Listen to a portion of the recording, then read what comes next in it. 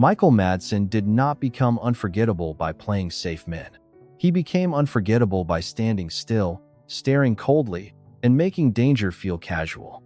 For millions of viewers, he was Mr.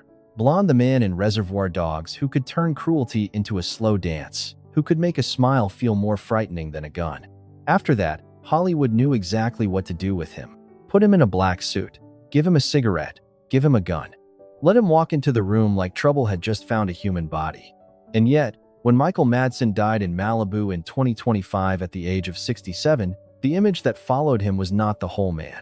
The headlines remembered the gangster. The cult fans remembered the ear-cutting scene. Tarantino fans remembered Reservoir Dogs, Kill Bill, The Hateful Eight, and that unmistakable voice, rough around the edges, as if it had been dragged through smoke and regret. But behind that voice was another Michael Madsen, a man who wrote poetry, who carried grief, who spent years trying to survive the very image that made him famous. That is the strange tragedy of Michael Madsen's career. One role made him immortal, and then, in some ways, it would not let him leave. Mr. Blonde was not just a breakout performance. He became a shadow, a label, a kind of prison built out of coolness. Audiences wanted him dangerous. Directors often wanted him dangerous. The industry discovered that he could make violence look effortless, and it kept asking him to repeat the same threat in different clothes. But what happens when the world falls in love with your mask? What happens when the part people remember most begins to swallow the person underneath it? Michael Madsen's life cannot be told only as the story of a tough guy actor. That version is too simple, and maybe too convenient. It leaves out the years of uneven work, the low-budget films, the financial pressure, the personal storms, and the grief that arrived late in life with the death of his son, Hudson. It also leaves out the poems. That softer side did not fit neatly into the movie poster. It did not match the myth of the gangster, but it was always there, restless, wounded, sometimes raw, sometimes searching for a language that movies had not given him. Hollywood often rewards an actor for being one thing perfectly, but the reward can become a sentence. If you are too convincing as a villain, the audience may stop wondering whether you are acting. If you are too good at menace, people may forget that menace is a craft, not a confession. Madsen understood the danger of being misunderstood. His screen presence was built on control, but his life often seemed marked by the opposite, a man pulled between work and survival, image and reality, the roles that paid the bills and the parts of himself that did not sell as easily. That is where the real story begins. Not with the violence on screen, not with the legend of Mr. Blonde, but with the uncomfortable gap between what Michael Madsen gave Hollywood and what Hollywood kept taking from him. Because the man remembered as Tarantino's gangster was also a father, a brother, a poet, a working actor, and a restless soul who never fully belonged to the image that made him famous.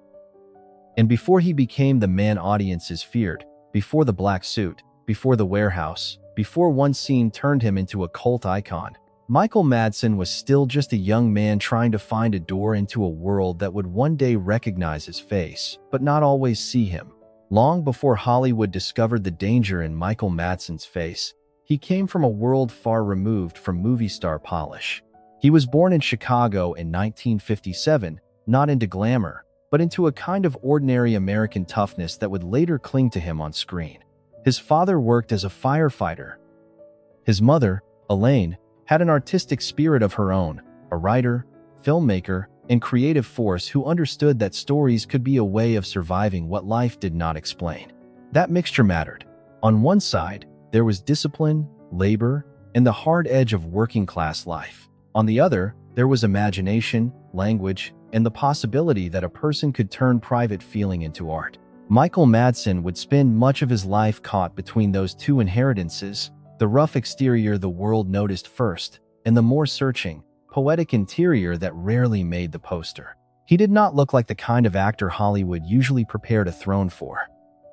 He was not smooth in the conventional way. He did not have the clean, golden boy quality that studios often preferred. His face carried something heavier. His voice seemed older than he was.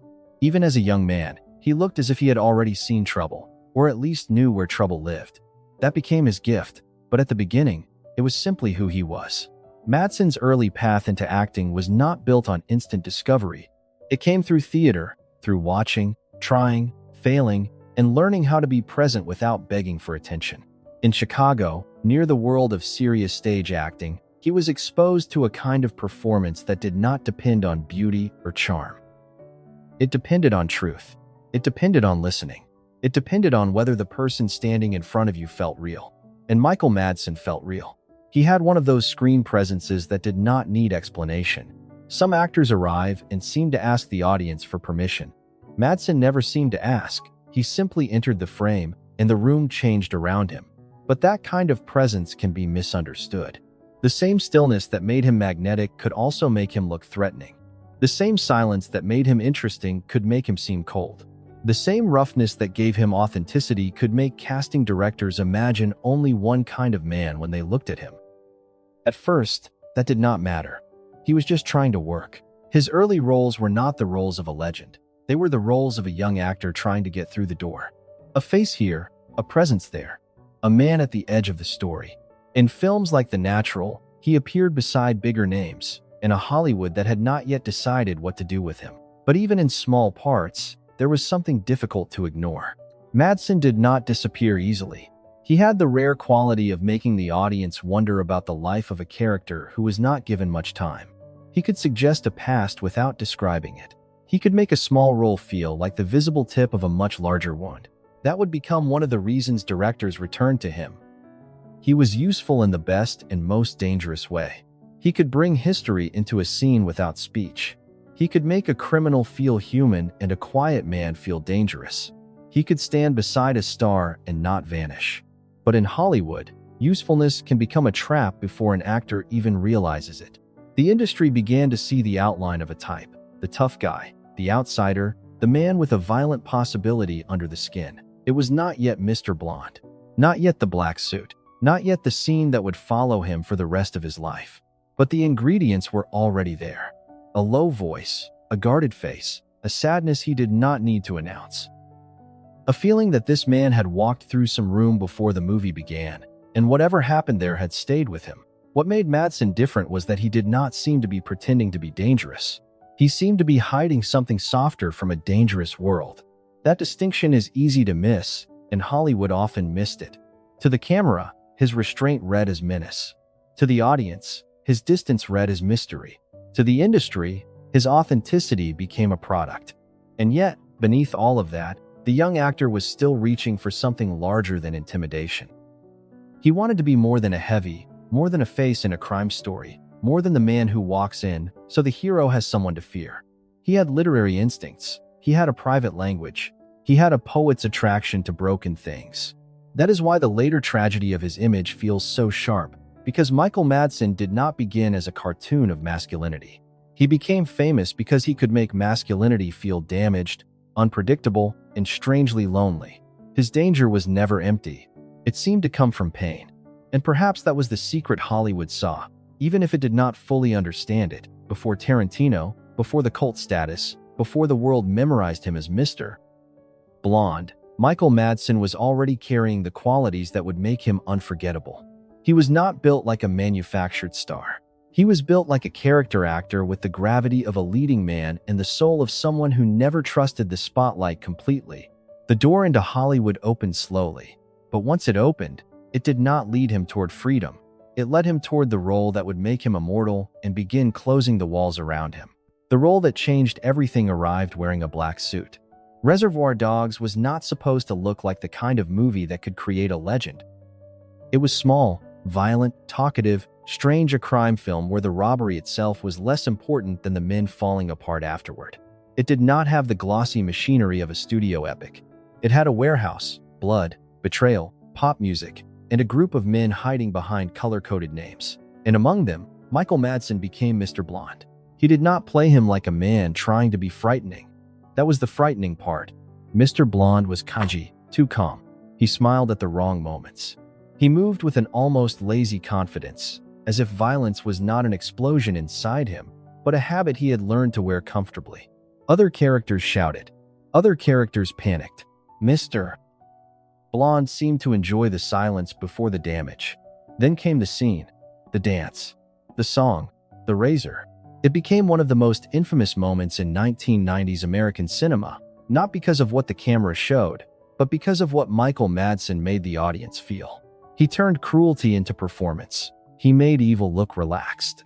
He made the audience understand that danger could be casual, even charming, and that was far more disturbing than rage. In that moment, Madsen entered movie history.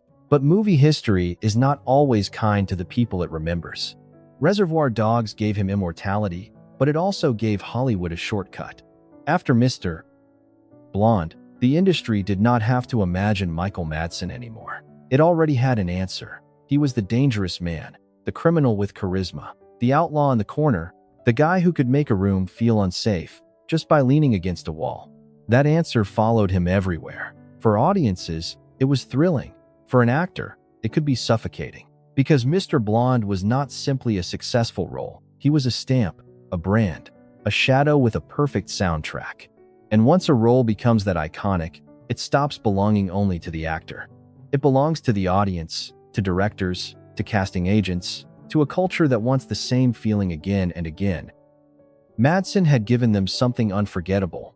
Now they wanted him to repeat it. In the years that followed, he worked constantly. That is important to understand. Michael Madsen was not an actor who disappeared after one famous film. He kept going. He moved through crime films, thrillers, action movies, independent projects, television appearances, and low-budget productions. His face became familiar in a way that was both powerful and strangely unstable. He was famous enough to be recognized, but not always protected enough to choose carefully. That is one of the cruel places an actor can occupy: known, wanted, marketable, but not always free. The public sees the name on the screen and assumes success is simple. They do not see the bills, the pressure, the family responsibilities, the offers that come too quickly, or the fear that if you say no too often, the phone may stop ringing. Madsen's career after Reservoir Dogs became a long fight between legend and labor. There were strong roles. There were unforgettable appearances. There were moments when he reminded everyone that he could do far more than menace. But there were also films that seemed to use only the surface of him: the voice, the stare, the threat, without reaching for the wounded intelligence underneath. Still, Quentin Tarantino understood something about him. Tarantino did not just cast Madsen as a tough guy. He cast him as a myth. He understood that Madsen carried an old Hollywood quality, something rough and romantic, like an actor from another decade dropped into a modern crime story. He looked like he belonged to the world of diners, cheap motels, desert roads, and men who did not explain themselves until it was too late. That is why, years later, when Madsen returned in Kill Bill, the feeling was different. As Bud, he was no longer the untouchable cool of Mr. Blonde. He was worn down, humiliated, living in a trailer, working a dead-end job. A former killer whose glory had curdled into loneliness. His danger was still there, but it was buried under defeat. It may have been one of the most revealing roles of his career, because Bud felt like a ghost of the image Madsen had once sold so perfectly. The old cool was cracked. The violence had aged. The outlaw had been left behind by his own legend. And Michael Madsen understood that kind of man. He understood what it meant to be remembered for a version of yourself that no longer matched your life. He understood what it meant to carry a reputation that could open doors and close them at the same time. He understood the sadness of being recognized everywhere, but not always seen clearly. That is what made his best performances linger. Madsen's characters often seemed dangerous because they had already lost something. They did not feel born evil. They felt exiled from tenderness. Even when the script used him as a villain, he could suggest a private grief underneath the threat, a grief the movie did not always have time to explore. But Hollywood rarely rewards complexity when simplicity sells. And Michael Madsen sold danger too well. The more convincing he became, the more the industry confused the instrument with the man playing it. His face became shorthand. His voice became a genre. His presence became a promise. Someone in this story might not make it out alive. That promise kept him working. But it also narrowed the world around him. By the time audiences saw him in later Tarantino films, his legend had already hardened. He was no longer just an actor inside a movie. He was a reminder of a whole cinematic universe. The world of violent men, doomed loyalty, dark humor, and cool surfaces hiding terrible wounds.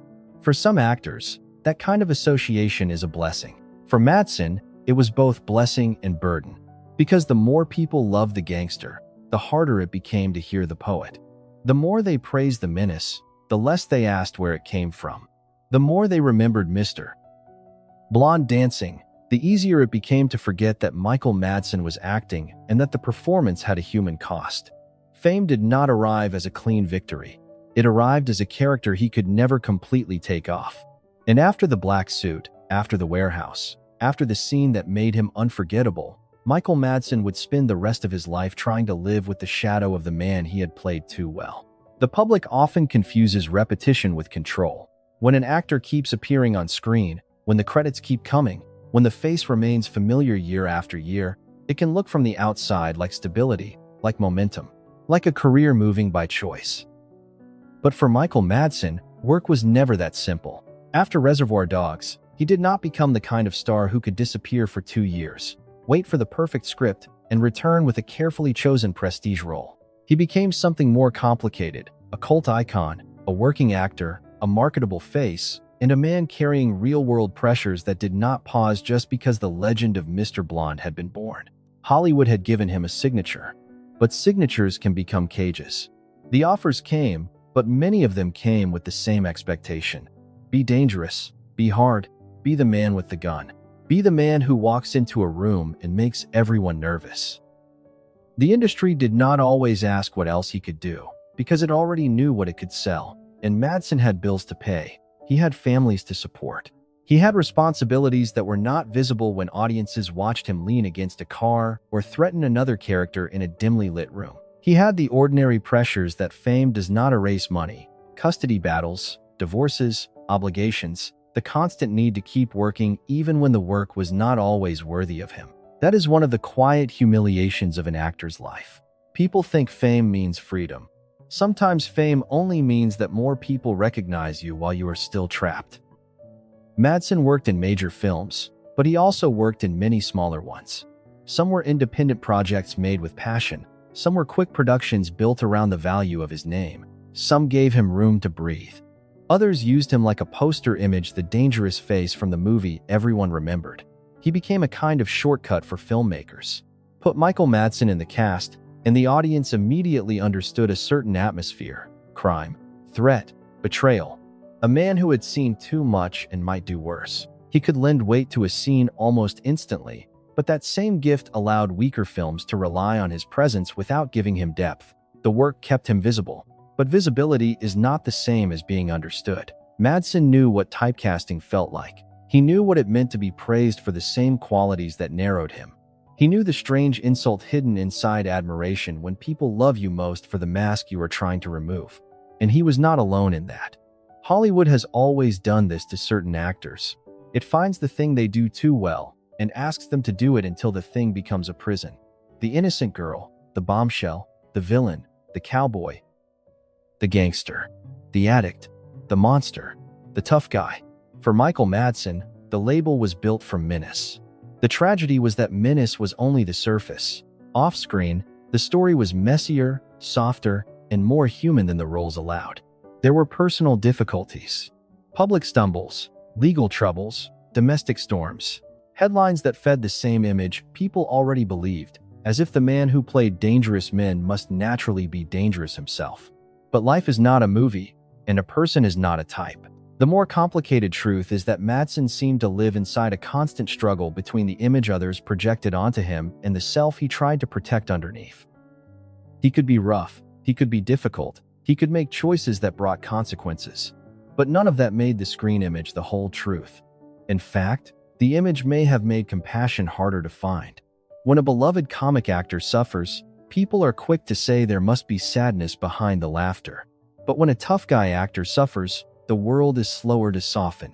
It treats pain as part of the brand. It expects chaos. It folds private trouble back into the public myth. With Madsen, that myth was powerful, too powerful. The man who once made violence look stylish now had to live under the suspicion that the role had revealed something essential about him. But great acting can be dangerous that way. If it is too convincing, people stop calling it craft. They call it personality. That misunderstanding followed him through interviews, through casting, through the long, uneven middle of his career. And yet, he kept writing. That fact matters. Poetry was not a decoration in Michael Madsen's life. It was not a celebrity hobby added for contrast. It was one of the ways he tried to speak in a voice that Hollywood had not fully used. In poems, he did not have to stand in a warehouse. He did not have to carry a gun. He did not have to turn silence into threat. He could be wounded, he could be searching, he could be uncertain. He could be a man looking back at the damage, not the man causing it. That is why the poetry complicates everything. It reveals the part of Madsen that the movies often left outside the frame, the part that observed, regretted, remembered, and tried to make sense of pain without turning it into performance. But Hollywood was never built to reward that version of him as easily. The industry could market the gangster faster than the poet. It could sell the stare faster than the vulnerability. It could package danger faster than grief. So the public kept returning to the same image, Mr. Blonde dancing. But in his trailer, the outlaw with the cigarette. The man whose face seemed carved out of trouble. Meanwhile, Michael Madsen lived the harder, less cinematic version of a career, taking jobs, carrying responsibilities, enduring criticism, surviving the unevenness of fame, and trying to remain an artist inside an industry that often treated him as a reusable symbol. Then came the kind of grief no image can protect anyone from. The death of his son, Hudson, in 2022 was not a Hollywood story. It was not a plot twist. It was not something to be folded neatly into a myth. It was a father's loss, private, devastating, and impossible to measure from the outside. After that, the idea of Michael Madsen as merely a tough guy felt even smaller. Because no screen persona can contain that kind of pain. No famous role can explain what it means for a parent to survive a child. No cult status can protect a person from the silence that follows a loss like that. And maybe that is why the later years of Madsen's life feel so haunted. He was still working, still recognized, still connected forever to the films that made him famous. But underneath the public image was a man who had carried too many roles that repeated the same idea, too many personal storms, too many headlines, too much grief for any single myth to hold. Hollywood had made him unforgettable by turning him into danger. Life reminded him, again and again, that he was human, and that humanity, bruised, imperfect, searching, may be the part of Michael Madsen's story that deserves to be remembered most. There is a strange kind of afterlife that comes with cult fame. You are never forgotten, but you are not always allowed to move forward. Michael Madsen lived inside that contradiction for years.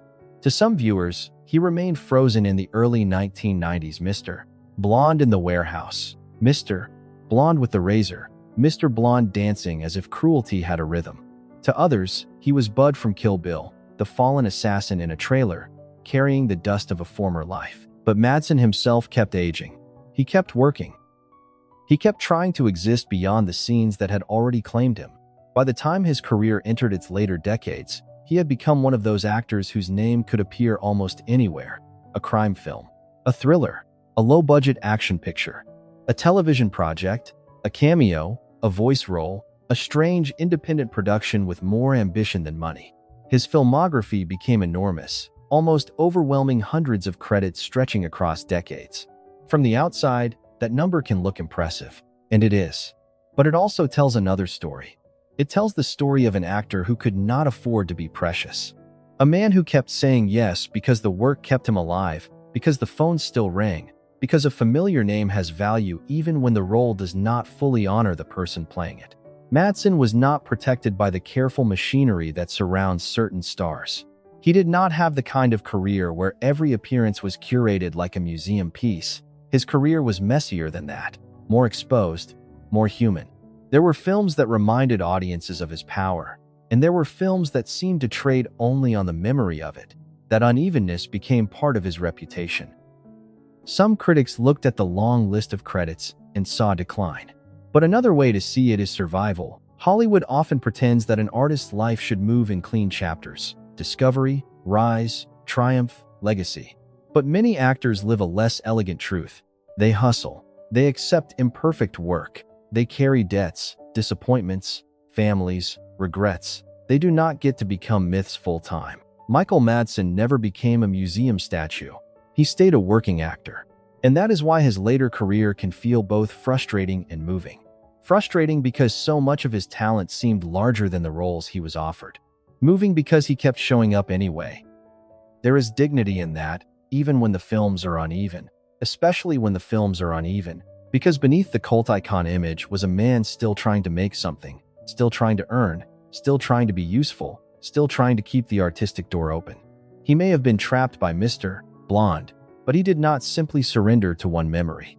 He continued to search for scenes, voices, moments, and fragments of truth wherever he could find them. And then there was poetry. In the later years, poetry became one of the clearest signs that Michael Madsen's inner life had always been larger than his screen image. The poems were not polished Hollywood branding. They felt like dispatches from a man who had lived too many lives in public and too many wounds in private. They carried the roughness of his voice, but they also carried something more exposed, a need to speak without the armor of a character, a need to leave behind words that did not come from a script. That is important because actors are often remembered through other people's language. They say lines written for them, they wear clothes chosen for them, they stand in light shaped by someone else. Even their most famous emotions are edited into rhythm by another hand. Poetry offered Madsen a different kind of authorship. It allowed him to be more than the image, more than the stare, more than the man holding the gun. It gave him a place to be reflective, angry, tender, bitter, grieving, and sometimes strangely gentle. The world may have wanted the gangster. The poems suggested a man trying to understand the cost of being mistaken for one. In his later years, that contrast became harder to ignore. Madsen was still linked forever to Quentin Tarantino's world, and he still carried the aura of those films. But around the edges of the legend, another portrait had begun to appear, a man bruised by life, still restless, still creating, still unwilling to be reduced completely to the role that made him famous. The tragedy is that this fuller portrait often arrived too late for the wider public. Many people only discover the softness of a tough man after he is gone. They only read the poems after the obituary. They only reconsider the image when the actor can no longer correct it. When Michael Madsen died in Malibu in 2025, the reports naturally reached first for the familiar markers: Reservoir Dogs, Kill Bill, Tarantino, tough guy, cult actor, more than 300 credits, apparent cardiac arrest. A sudden finality to a career that had seemed, in its own uneven way, almost indestructible. But the quieter detail was just as revealing. Near the end, he had still been working.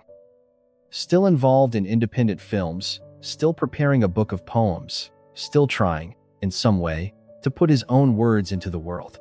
That image matters, not the gangster in the warehouse, not the outlaw with the cigarette, but the older man still writing. The man whose body had aged, whose grief had deepened, whose career had taken strange turns, but whose need to create had not disappeared.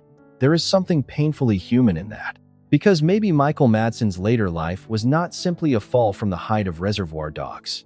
Maybe it was the long, difficult aftermath of becoming famous for the wrong half of himself.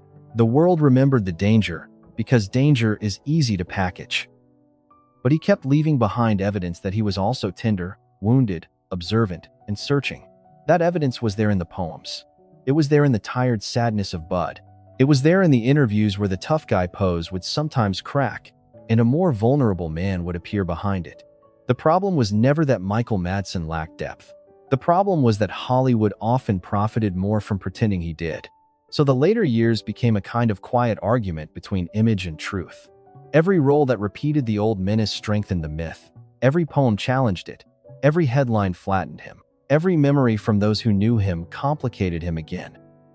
And in that final stretch, with age, grief, work, and poetry all gathered around him, Michael Madsen seemed less like Mr. Blonde than like one of his own unfinished lines. Rough, imperfect, unsentimental, and still reaching for meaning. He was not trying to erase the legend. He could not. But perhaps he was trying to write something beside it. Something that said, there was more here. Something that said, the man you feared on screen was also a man who hurt. Something that said, do not mistake the mask for the soul. The hardest truths in Michael Madsen's life were not always found in his films. They were found in the places a movie camera cannot easily follow: family, fatherhood, marriage, grief, the private rooms where a man's legend becomes useless. On screen, Madsen was often alone by design. His characters seemed built for exile. They drifted through crime stories as if tenderness had already failed them. They belonged to gangs, crews, codes, and violent brotherhoods, but rarely to peace. The audience understood him as a man who could not be fully held. But real life is never that clean. Michael Madsen was not just an actor with a dangerous face. He was a son, a brother, a husband, a father, a man surrounded by relationships that were sometimes loving, sometimes strained, sometimes painful, and often far more complicated than any role he played. His sister, Virginia Madsen, built her own life in film with a very different kind of screen presence, luminous, emotional, quietly powerful. Together, they reflected something important about the family they came from. The arts were not a costume they put on. Creativity was part of their bloodline. Performance, writing, image, story, these were ways of facing the world. But Michael's public image was much heavier. Where Virginia was often allowed to be vulnerable on screen, Michael was more often asked to hide vulnerability under menace. Where she could be read as fragile, romantic, haunted, or searching, he was packaged as hard, threatening, unknowable. That contrast matters. Because the Madsen family was not made only of toughness, there was sensitivity there. There was artistic hunger. There was emotional depth. But Michael's version of that depth often had to travel through a narrow doorway, the doorway of the tough guy, the outlaw, the man whose pain had to look like danger before Hollywood would use it. In his personal life, he married more than once. He had children. He tried, failed, began again, carried responsibilities, and lived with the consequences of a life that was rarely calm.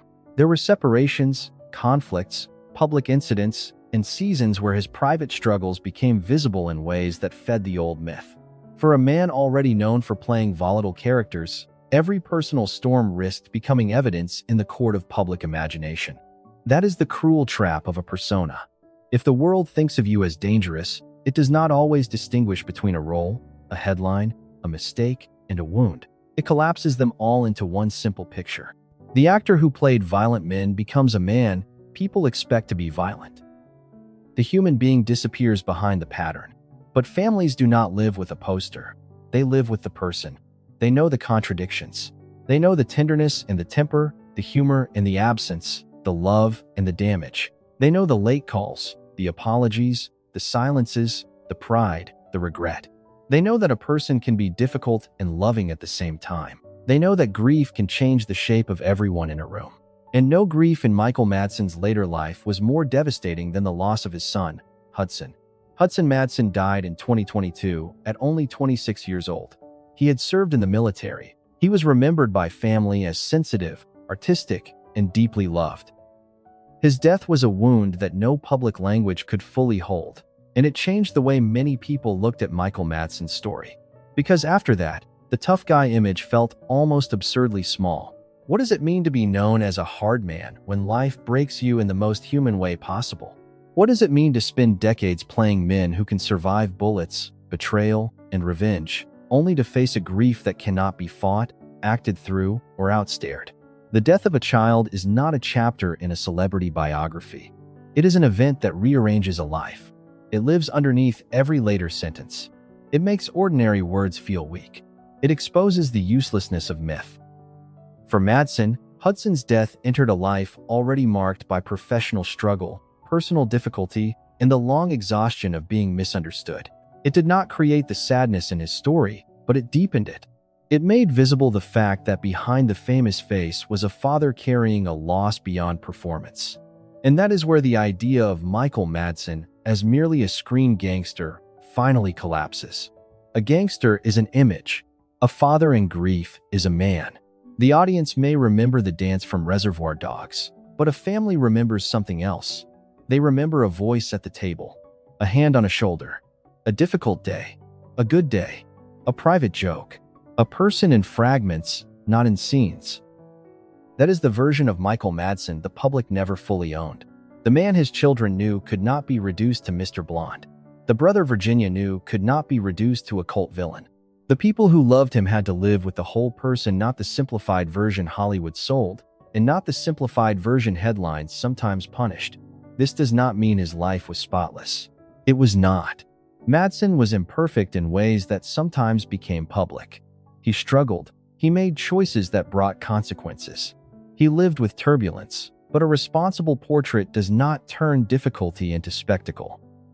It asks what those difficulties reveal about the pressure of a life lived between image and reality. And in Madsen's case, the answer is painful. He was a man whose softness had few safe places to go. On screen, it was often converted into threat. In public, it was often hidden by reputation.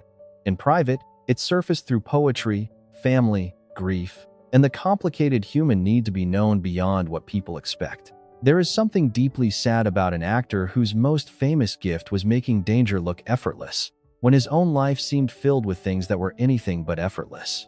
Fatherhood was not effortless. Marriage was not effortless. Money was not effortless. Reputation was not effortless. Surviving loss was not effortless. And still, he kept moving. He kept working.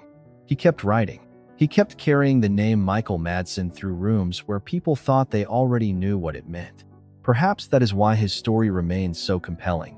Not because he was a perfect man hiding behind a villain's face, but because he was a complicated man trapped inside a simple image. He was not asking to be excused by his pain, but maybe he deserved to be understood with more care than the myth allowed. The gangster image made him famous. The family story makes him human. And in the end, the people left behind were not mourning Mr. Blonde.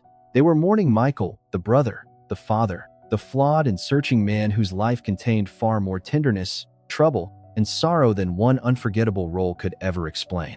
The legacy of Michael Madsen is easy to name, but harder to understand. The easy version begins with Quentin Tarantino. It begins with Reservoir Dogs, with Mr.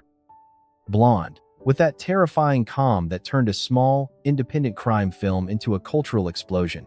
It continues through Kill Bill, through Bud, through the strange and battered poetry of a fallen assassin living at the edge of nowhere. It moves through decades of crime films, outlaw roles, low voices, hard stares, and men who seem to carry violence like an old habit. That is the version most people know. It is not wrong, but it is incomplete. Michael Madsen's legacy is not only that he played dangerous men well, it is that he played them with a sadness that made them feel lived in. His characters did not seem dangerous because they were empty. They seemed dangerous because something in them had already been broken. That was his gift. He could take a man written as a thug and make the audience feel history behind the threat. He could stand in silence and suggest regret. He could make cruelty look casual, but he could also make loneliness feel physical. Even when the script did not give him much, his presence carried an unwritten backstory. In another era, with different protection, different choices, and different scripts, he might have been remembered as one of the great character actors of his generation in a broader sense. Not only as a gangster, not only as a villain, not only as the man Tarantino knew how to use. But Hollywood rarely asks what might have been. It sells what worked, and what worked, with Michael Madsen, was menace. That is why his story belongs to a long tradition of actors who became trapped by their own believability. The stronger the performance, the narrower the imagination around them became. The audience believed the mask. The industry sold the mask, and after a while, even the actor had to keep negotiating with it. For Madsen, Mr. Blonde was not just a role people remembered. It became the shape of expectation. Whenever he appeared, audiences brought Mr. Blonde with them. They watched for the danger. They waited for the betrayal. They expected the cigarette, the gun, the low threat in the voice. Even when he was playing someone else, the ghost of that warehouse was never far behind. That is the strange power of iconic cinema. It can make a person immortal. It can also make them smaller. Because immortality, in Hollywood, often comes with a price. The world remembers one image so vividly that it forgets to keep looking. Michael Madsen spent much of his career living inside that tension. He was celebrated and underestimated at the same time. Loved and typecast, recognized everywhere, yet often reduced to the same few words. Tough guy, gangster, Tarantino actor, cult villain. But none of those labels can explain why he lasted. They explain the surface. They do not explain the ache. The reason Madsen remained compelling was not simply that he looked dangerous. Many actors can look dangerous. What made him different was that his danger seemed wounded. There was a strange melancholy beneath the swagger, a feeling that the man on screen might not know how to ask for mercy, but understood its absence. That emotional contradiction is what gave his best performances their weight. Mr. Blonde is terrifying because he is not frantic. Bud is memorable because he is not triumphant. Even in lesser films, Madsen could bring a sense of damage that made the frame feel heavier than the writing around him. He had the face of a man who could frighten you, but he also had the voice of a man who had been frightened by life. That is the part audiences may have missed. The poet was always there, hidden inside the gangster, not in a clean, romantic way, not as a simple secret goodness that erased every flaw, but as a real contradiction, roughness beside tenderness, anger beside reflection, chaos beside longing. His poems mattered because they revealed a man who wanted to speak from somewhere other than the role. They were not the polished confession of a celebrity carefully managing his legacy. They were rougher than that, more uneven, more exposed. They suggested a man trying to leave behind something that could not be reduced to a movie scene. And maybe that is why his death felt different from the passing of an ordinary screen heavy. When Michael Madsen died, people did not simply mourn an actor. They mourned a presence, a texture, a type of cinema that felt increasingly rare, physical, dangerous, unsanitized, full of cigarette smoke, silence, and wounded masculinity. He belonged to the last generation of actors who could make a room feel dangerous without raising their voice. But the deeper mourning was for the fuller career that never completely happened, for the roles he might have played if Hollywood had trusted the poet as much as the gangster, for the scripts that might have reached past the stare, for the man who may have been more sensitive than the industry knew how to handle. That is the tragedy beneath the legacy. Michael Madsen was not forgotten. In fact, he may have been remembered too narrowly. His image survived, but survival is not the same as understanding. The black suit survived, the warehouse survived, the dance survived, the Tarantino mythology survived, but the man behind it was more fragile than the myth allowed. He was a working actor who kept going through uneven years, a father who knew devastating loss, a brother in a creative family, a poet who tried to give shape to things his screen persona could not say, a flawed man whose life cannot be flattened into either legend or scandal. That is what a fair legacy requires. Not worship, not excuse, not gossip. A wider frame. Michael Madsen's place in cinema is secure because he created one of the most unforgettable villains of modern film. But his human legacy asks for something more complicated. To recognize that the performance was not the whole person, and the person was not always protected by the performance. Hollywood loved the danger in him. But perhaps what made the danger believable was the pain underneath. And perhaps what makes his story linger now is the knowledge that, behind the face audiences feared, there was a man trying to be heard in a softer language. The world may always remember Michael Madsen as Mr. Blonde, but if we stop there, we repeat the mistake Hollywood made. We remember the mask, and we lose the soul. Michael Madsen's final chapter did not arrive with the violence of a movie ending. There was no warehouse, no revenge, no last monologue under harsh lights. There was only Malibu, 2025, and the sudden stillness of a man who had spent decades making stillness feel dangerous on screen. He was 67 years old. For many people, the news felt unreal in the way certain deaths do, not because the person seemed immortal in life, but because the image had already become permanent. Michael Madsen had existed for so long as a cinematic presence that the man in the memory had begun to blur. He seemed fixed in the mind, leaning, staring, smoking, speaking in that rough voice that sounded like it had survived more than it explained. But death removes the performance. It leaves the question of what remains. In the first wave of remembrance, the familiar titles returned. Reservoir Dogs, Kill Bill, The Hateful Eight, Once Upon a Time in Hollywood, the Tarantino universe, the cult roles, the dangerous men. The black suit, the dance. That was inevitable. Those images were part of film history, but the quieter truth was waiting underneath them. Michael Madsen did not leave behind only a screen persona. He left behind the complicated evidence of a life spent fighting against one. He left behind hundreds of roles, some brilliant, some uneven, some remembered, some nearly forgotten. He left behind poems. He left behind children, family, friends, collaborators, grief, contradictions, and the unresolved ache of a man who was rarely allowed to be simple. Maybe that is why his story feels unfinished. Not because there were no credits left. There were many. Not because he had failed to become memorable.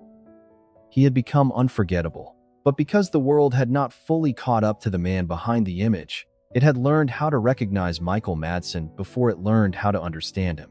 Hollywood saw the face first, then the voice, then the threat. Only later did some people begin to notice the sadness. Only later did they notice the poet. And maybe that is the tragedy of many screen legends. They give the public something so vivid, so useful, so easy to remember, that the public stops asking what else was there. The image becomes a shortcut. The shortcut becomes the story. And the person spends years living in the shadow of a version of himself that everyone else insists is the truth. For Madsen, that version wore Mr. Blonde's suit. It moved with Mr. Blonde's calm. It carried Mr. Blonde's cruelty.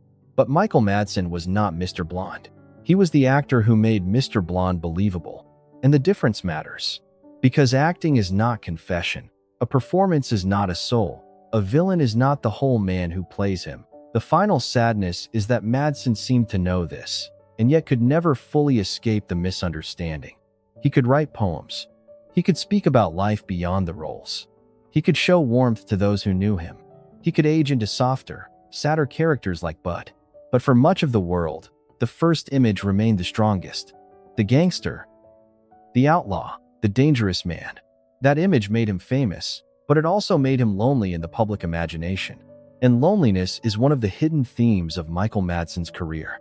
It is there in the way his characters occupy rooms without belonging to them. It is there in the way they seem surrounded by men but deprived of intimacy. It is there in the silence before violence, in the wounded pride of Bud, in the sense that the man on screen has already lost whatever might have saved him. Perhaps that loneliness was not only performance. Perhaps it was the place where the actor and the roles met. Not because Madsen was the man he played, but because he understood something about being misread, about carrying damage, about becoming known for the wrong kind of strength. The world often celebrates toughness because it looks clean from a distance. It looks like power, control, invincibility. But toughness can also be armor. And armor is usually worn because something underneath can be hurt. Michael Madsen's story asks us to look at that armor differently. Not to romanticize every flaw. Not to excuse every mistake. Not to turn a difficult life into a saintly myth. But to see the full human being, talented, turbulent, magnetic, wounded, funny, rough, poetic, and more fragile than his most famous roles suggested. That is a more honest remembrance. He was not only the man who danced through one of cinema's most disturbing scenes, he was also the man who kept working when the industry narrowed him. He was the man who wrote when acting did not say enough. He was the father who carried a grief no role could prepare him for. He was the brother, the friend, the collaborator, the flawed survivor of a Hollywood machine that loves an image more easily than it loves a person. And he was, finally, an artist whose best work came from contradiction, danger and tenderness, coolness and pain, swagger and defeat, violence on screen, poetry on the page. That contradiction is why Michael Madsen will endure, not simply because he scared us, but because, beneath the fear, he made us feel that something human had been damaged. When we return to Reservoir Dogs now, the scene is still shocking. Mr. Blonde is still terrifying. The song still plays. The moment still belongs to movie history. But after everything, it is harder to see only the villain. Behind the black suit, there is the young actor from Chicago who did not fit the polished mold. Behind the gangster, there is the working man who took the roles he could. Behind the legend, there is the poet trying to leave words behind before the final silence. And maybe that is how Michael Madsen should be remembered. Not as a man trapped forever in one scene, not as a headline, not as a simple tough guy, but as an actor whose most famous mask became too powerful and whose life quietly insisted that there was always more underneath. In the end, Hollywood gave Michael Madsen immortality by turning him into danger. But his poems, his grief, his weariness, and his best performances tell us something deeper. They tell us that danger was never the whole story. It was only the door, and behind that door was a man still waiting to be seen,